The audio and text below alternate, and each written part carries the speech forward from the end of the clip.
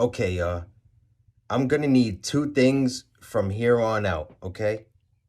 I'm gonna need one, I need people to stop disrespecting boxing. Stop disrespecting the craft. Second, I need Ngannou to either retire completely from fighting, or I need Deontay Wilder to come in and show him what's up. I think we might need Deontay Wilder to end this whole boxing fairy tale that Ngannou has fallen into after almost beating an old, fat, and unmotivated Tyson Fury. I think that's what kind of kicked it off. Him thinking that he thought Anthony Joshua was beneath him, that he could take him out, and he learned the extreme hard way that when someone comes in shape and they take you serious in boxing, you you might be in for a bad night. I can respect and I have full respect and admiration for what Ngannou has done in his life, coming from where he came from, Nigeria, all the way over here, all the way to Dubai, earning millions of dollars in fighting, becoming a champion, you know, in UFC, and completely changing his life around and fulfilling the potential that he always had to be one of the best in the fight game. But I would almost say that he's an opportunist now. Seeing how he's acted ever since his whole, departure from the UFC, seeing how he's acted, in Dubai with his new boxing opportunity, talking down on boxing, disrespecting Tyson Fury, just disrespecting boxing in general. And to see, how it all ended with him laying on the floor cold. He literally needed an oxygen mask to get up. Those kind of knockouts don't happen a lot when you need a literal oxygen mask or smelling salts. He needed an oxygen mask to get up.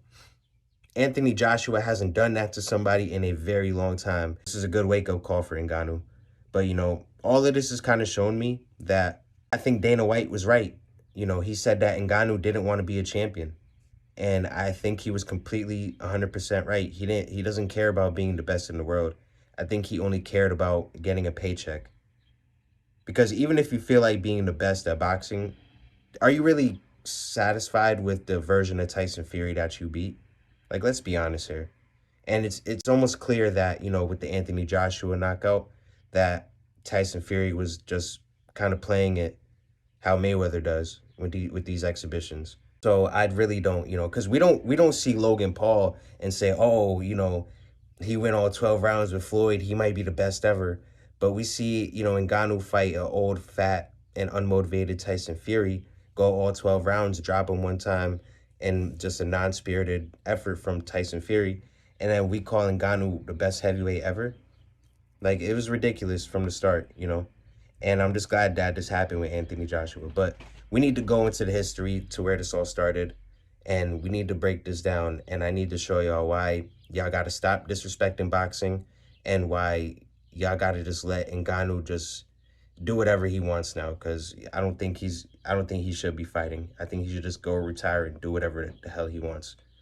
Just don't get into the ring and don't get into an octagon unless it's the UFC, unless it's with John Jones. Ngannou wanted to departure from the UFC after becoming champion, after beating Stipe Miocic in a rematch, where he knocked him out in the second round and went all 5 rounds in the first fight and lost badly to Stipe. So, there was always a third fight, a trilogy fight in the mix there, like hanging out in the air. But, now it kind of makes sense that Ngannou didn't want that third match. He just wanted opportunity and money. Ngannou wanted more money and he wanted an opportunity to box. And Dana White wouldn't allow that. And so Ngannou sat on the sidelines for a long time. I'd say almost like 2 years or something like that. And he didn't fight. Then ultimately, Dana White just let him out the contract, and then he was able to go box in, Saudi Arabia. He was able to link up with Turkey Al-Sheikh and get an opportunity to fight for big money. And that's what he eventually got. I don't really think he wanted a third trilogy legacy fight with Stipe. I don't think he wanted to fight John Jones.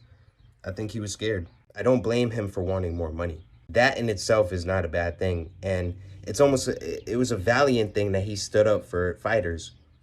for the roster and the pay that they should be getting and the opportunities that they should be allowed to have. And now looking back, it just looked like he just wanted money. Tyson Fury sends out the olive branch to say, hey, we can do this. Let's have an exhibition in a completely respectful manner. It seemed that, Ngannou had respect for him at first, just as he had respect for Dana White in the UFC at first. And then he fights Tyson Fury. It goes all 12 rounds. Tyson Fury gets dropped one time, and then Tyson Fury just wins off of the strength of the jabs alone because he landed a hell of a lot more jabs. But Ngannou, I guess, grew an ego and he got really cocky and he felt that he was robbed. And a lot of other people thought he was robbed too. I won't take that from him. But I didn't think so because I just thought Tyson Fury just came in as an exhibition. How serious are you going to take an exhibition match, But Ngannou took it dead serious. So, of course, that pumped up his ego and he got real cocky from it. And he just started talking trash about Tyson Fury. He started talking trash about Dana White on Twitter, all this crazy stuff. And for a moment there, it was looking like a lot of people were calling Ngannou, even MMA Weasel called Ngannou one of the best heavyweight boxers in the world, which now he looks like garbage for saying that. He looks completely wrong for saying that. He was able to build this hype around him as a boxer coming from the UFC.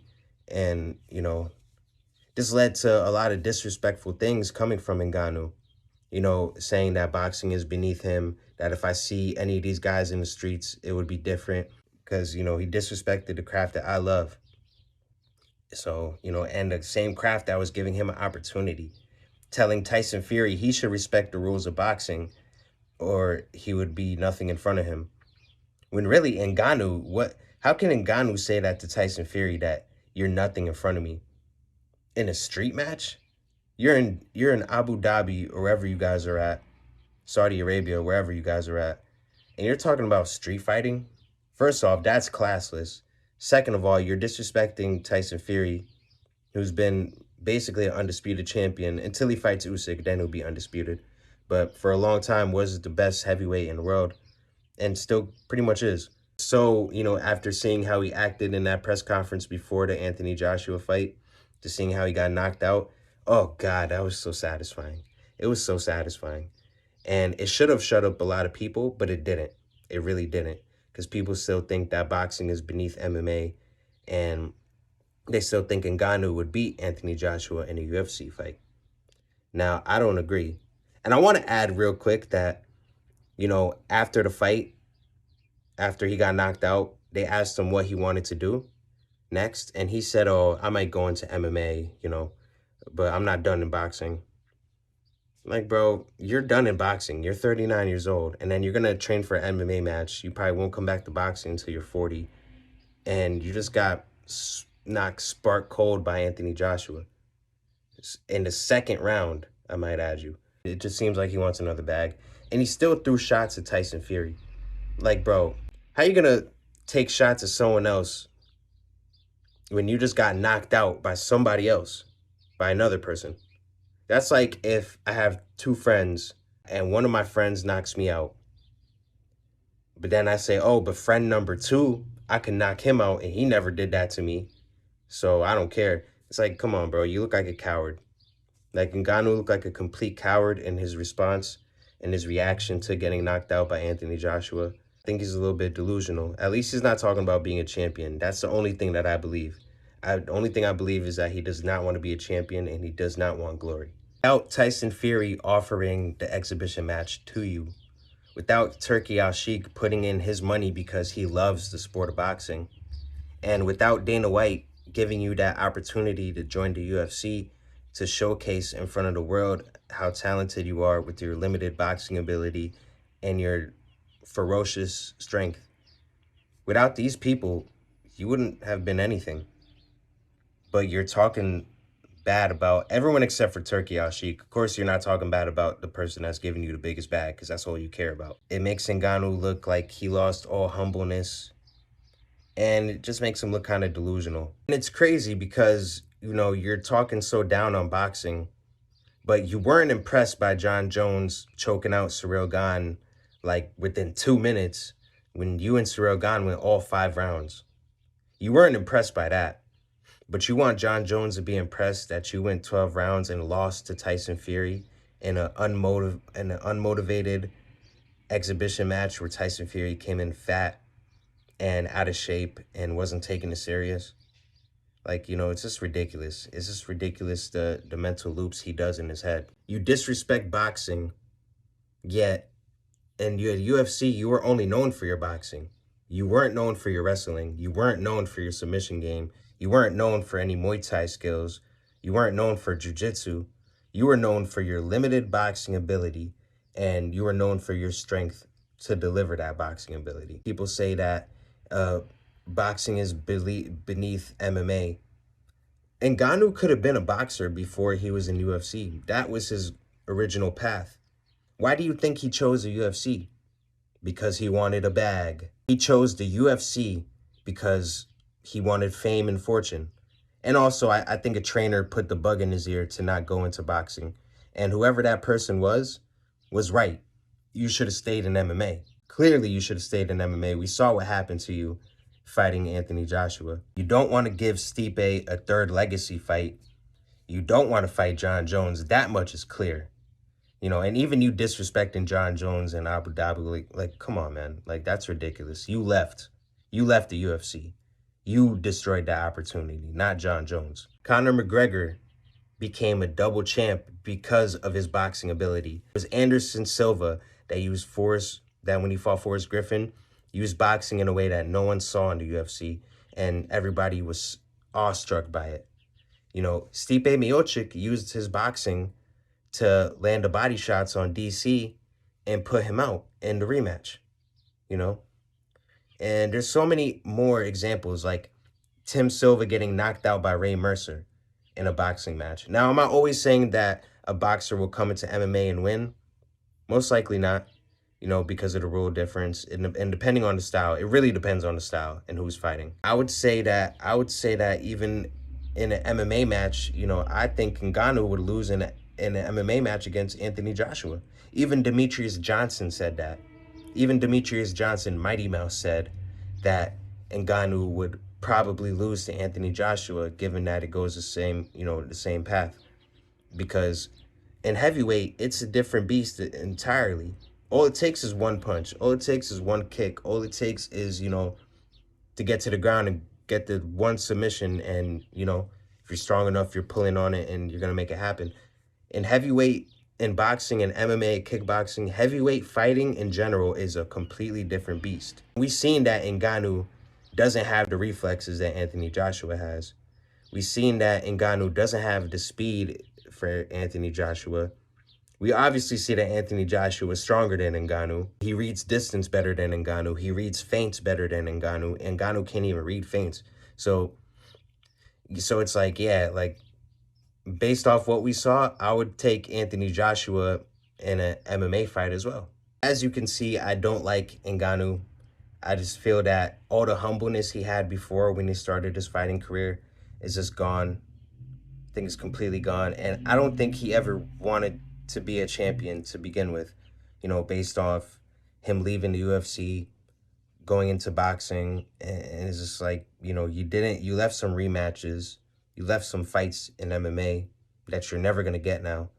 And now you're in boxing. You feel so proud that you beat unmotivated, fat, and old Tyson Fury, who treated it as an exhibition match where you treated it dead seriously. And then you get sparked cold by Anthony Joshua. It's just... And it was all for the bag, and you don't even seem that upset about the knockout. You seem more happy that you got paid, and you disrespected everybody but Turki Al-Sheikh, the one that's giving you this money. Ngannou has lost all humbleness. I feel that he's just a cocky person, really cocky person, and he's an opportunist. He's not a champion. He's an opportunist. As far as boxing being beneath MMA, this is completely dumb. It's MMA. It's mixed martial arts. It's not just one style that makes it. It's a mix of styles that makes MMA what it is. Where I stand, I feel that Ngannou really needed to be humbled, and I feel that, I don't know if it's happened quite yet with this knockout, but You know, it's a form of humbling that he truly needed. And now it seems that Dana White was right about a lot of the things he said about Ngannou. For anyone disrespecting boxing anymore, I need you to stop. I need you to replay this fight and see what happens. Ngannou was supposed to be the scariest man on the planet. Got spark cold in 2 rounds. All right, so you know the vibes. It's Dolo Ren, content creator and producer for the Productive Conversations podcast. Go follow the podcast page, but first follow the Dolo Ren page. I'm giving y'all video essays. I'm giving y'all predictions. I'm giving y'all history in boxing and MMA, and just, videos of the sort. I like to talk with y'all. I like to interact with y'all. So leave a comment, leave a like, share, subscribe, follow, do all that good stuff. Show a friend, tell a friend. And yeah, I'll be in the comments if y'all want to talk. I love talking the fight game in general. So as I said before, this is Dolo Ren. I'm going to catch y'all on the next one. And tune in. Stay tuned. Peace.